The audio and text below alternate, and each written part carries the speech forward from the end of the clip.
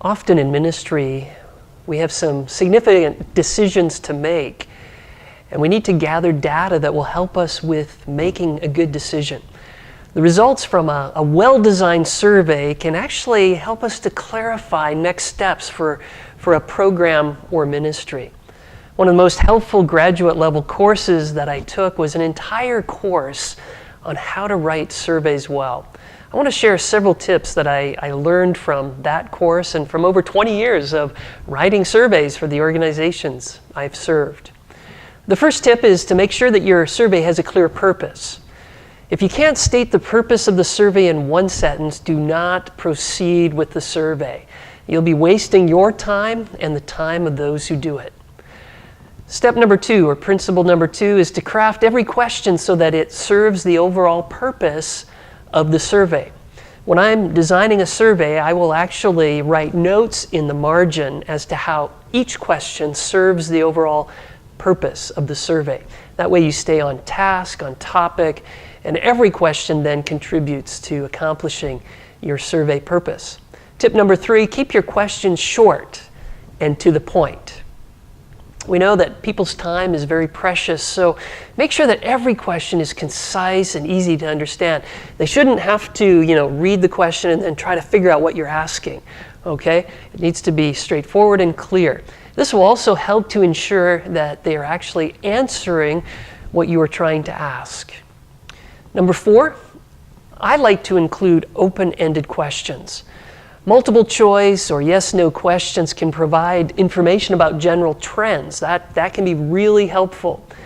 Open-ended questions that give people a chance to just write from the heart ideas that come to them will often give you more detailed information that will help you make sense of the general trends.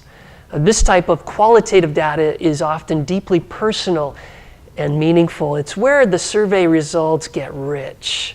And we want to be able to mine to that level so that we can make sense out of what people are trying to communicate.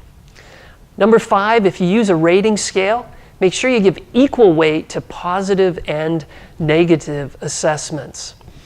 Sometimes people will create surveys that tilt towards the positive side of things. Instead, we want to make sure that we give equal weight to the positive and the negative so that our results are actually accurate.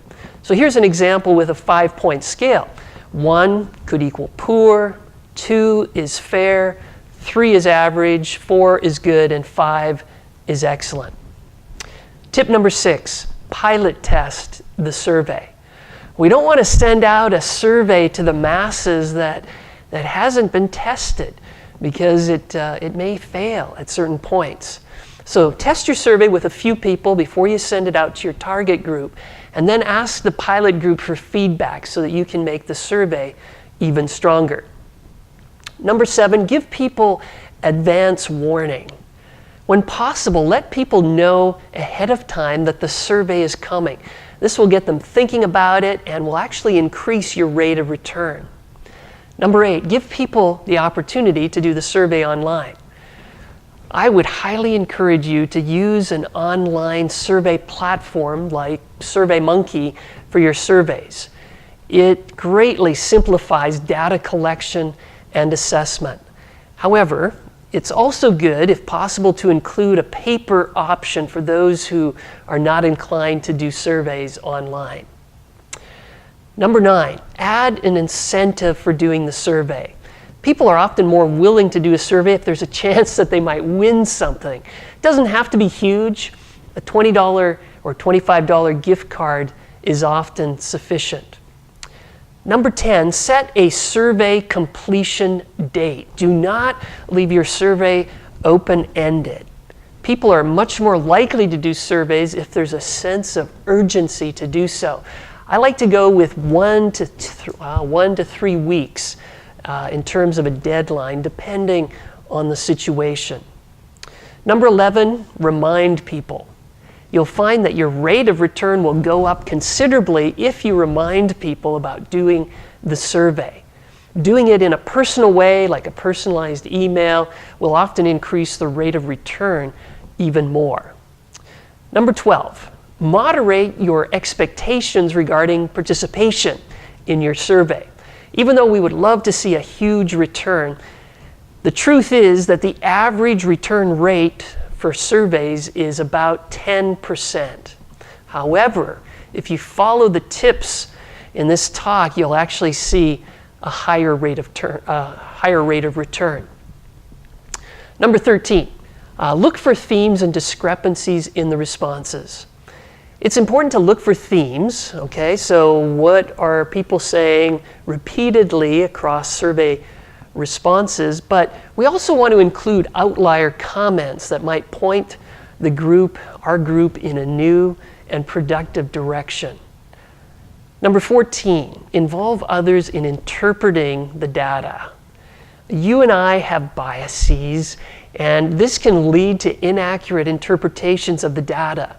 So by involving others in interpreting the data, we'll minimize these biases.